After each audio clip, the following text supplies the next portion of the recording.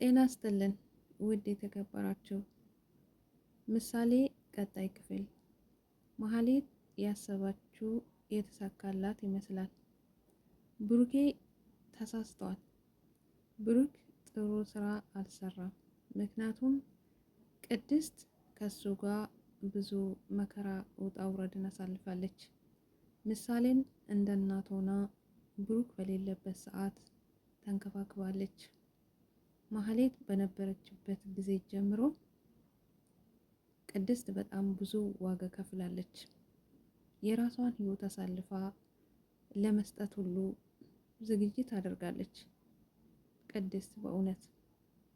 ምክንያቱም ምሳሌን እንደ እናት፣ እንደ እህት፣ እንደ ሁሉ ነገር ነው የምትንከባከባት።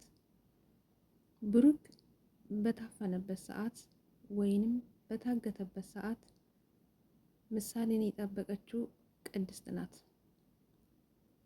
መሀሌት ያንን ሁሉ ብሩክ ላይ ከፈጸመችና ካደረገች በኋላ ዛሬ ግን በትንሽና ወይንም ደግሞ በአንድ ቀን ስህተት መሀሌትን መልሶ እያመናት ይመስላል። መሀሌት ተመልሳ ወደ ቤት የገባችው ዝና ላይ እንድትመሰክርና እነ መድብልን እንድታግዝ ብቻ ነው። ብሩክ ግን መልሶ እንደ በፊቱ አብሯት ለመኖር ይፈልጋል ይመስለኛል ውስጡ ሳስበው። መድብል ግን እንደዛ አይደለም። መድብል ምስክር እንድትሆንና እነ ዝና የእጃቸውን እንዲያገኙ ብቻ ነው። መሀሌት ግን አሁንም መልሳ ትዳሬ ነው፣ ብሩክ ባለቤቴ ነው እያለች ቅድስት ላይ ትዝታለች። ቅድስትም እንዳትቀመጥ ወታ እንድትሄድላት ትፈልጋለች። አውቃም ነገር እያለች ቅድስት እንድትናገራት ታደርጋለች። ታዲያ ብሩክም ውጪ ወጥተው ከውጪ ስመጣ ቅድስትን አውቃ ነገር ብላት መታኛለች ለማለት ትዕግስቷን ትፈታተናለች። ታዲያ ቅድስትን መታገስ አቅቷት እንደዛው መሀሌትን ስትይዛት ምን እያደረግሽ ነው? ምንም ቢሆን ሚስቴ ናት፣ ስርዓት ሊኖርሽ ይገባል በማለት እማይሆን ቃል ተናግሯታል ቅድስትን። ቅድስትን በጣም ተሰማት። ወደ ሀገሬ እሄዳለሁ ብላ ተናደደች። መድብልም ነበረ። መድብልም እውነት አንተ ነህን ነገር የተናገርኩ በማለት ብሩክ ላይ በጣም ተናዷል። ሰዎቹ ዛሬም ለብሩክ አልተኙለትም።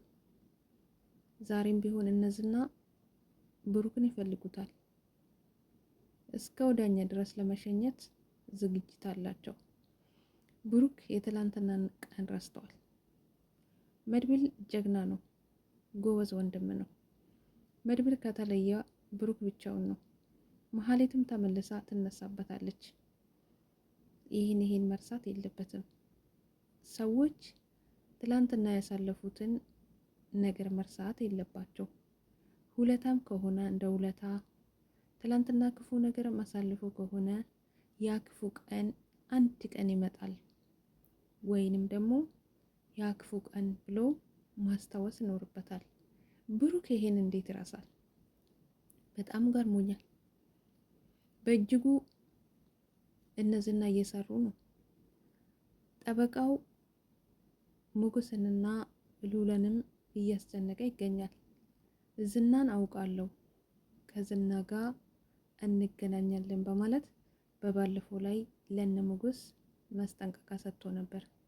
ዛሬም ዝና ይሁን ጠበቃ ይሁን አይታወቅም፣ የነ ሞገስን በር መቶት ሞገስ ወጣ ማንም የለም።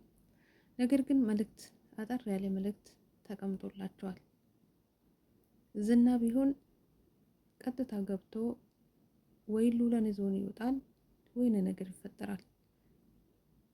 ግን ጠበቃው ይመስለኛል። ጠበቃ ምናልባት መስራ ሊያደርገው እንጂ ከዝና ጋር ተገናኝቶ ለዝና ምንም ስለ ሉላ የነገረው አይመስለኝም። ዝና ቢሰማ አንድ ቀንም አይፈጅበትም። ስለዚህ ጠበቃው ቀላል ሰው አይደለም፣ በጣም ኃይለኛ ሰው ነው። እሱም ውስጡ ቢመረመር ከኋላ የሆነ ስህተት አያጣም። ስለዚህ ሞገስም ቤቱን ቀይሮ ቦታውን ቀይሮ በርትቶ ከነ መድብል ጋር በመስራት ምናልባት ጠበቃውንም ለህግ ቢያቀርቡ መልካም ነው። አለዛ እንዲሁም እንደተሰቃዩ እንደፈሩ መኖር ብቻ ነው። እናማ የሉላ ፍራቻና የሉላ መደበቅ መቼ ይሁን የሚያበቃ? ከዝና ስታመልጥ ጠበቃው እጅ ገባች። ጠበቃውም ሌላ ስቃይና ሌላ መከራ ይዞላቸው መጥቷል። ታዲያ ምን ይሻላታል?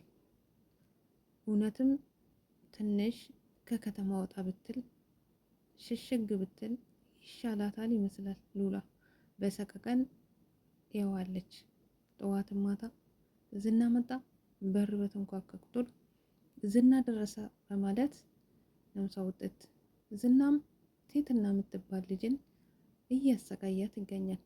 ነገም ዛሬም ቀንሽ ደርሰው እያለ የቤተሰቦቿን ንብረት ገንዘብ ወስዶ ጨርሷል።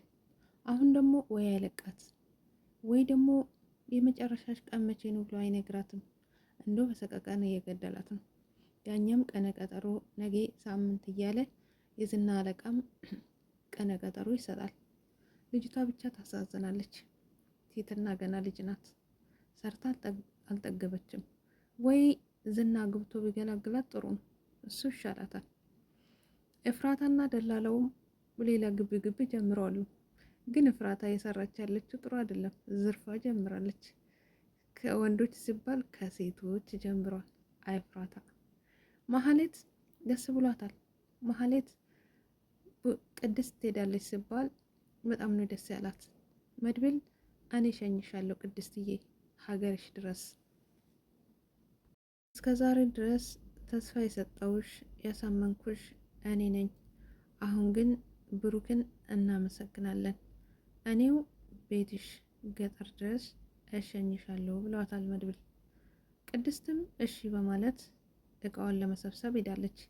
መሀሌትም አንድ ሻንጣ ነው ያለሽ፣ ሻንጣሽን ወረውርልሻለሁ በማለት ተነስታለች። ቅድስቴ ትሄዳለች። ብሩኬስ እውነት ቅድስትን ይሸኛታል? የሚቀጥለው ላይ ምን እንደሚያደርጉ ብለን እናያለን። መልካም ጊዜ። ደራቱ ግን ጎበኙ፣ እንደኔ ተመልከቱ።